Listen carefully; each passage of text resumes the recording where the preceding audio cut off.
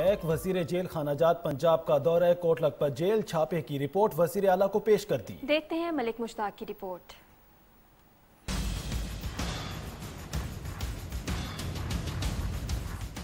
वजीर जेल खानाजात पंजाब की coat Lakhpat jail में छापे की मुकम्मल रिपोर्ट वजीर आला को पेश। जवार हुसैन वड़ाइच ने जेल की तस्वीर और सीडीज दौरे रिकॉर्ड पेश कर दी।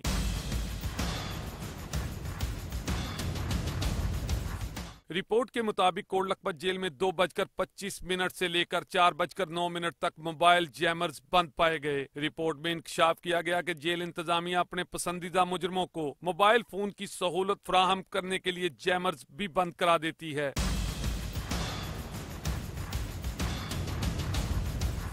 रिपोर्ट में कहा गया कि सुपरिटेंडेंट और डिप्टी सुपरिटेंडेंट जेल माहाना रकम के एवज फ्रिज की सहूलत भी दे देते हैं। रिश्वत देने वाले कैदियों को ट्राउजर शर्ट इस्तेमाल के लिए दी जाती है, जो जेल रूल्स की खिलाफ वर्जी है। कैदियों ने सूबाई वजीर को यह भी बताया कि सुपरिटेंडेंट को रिश्वत देने वालों को बैरकों में भेज दिया जाता है।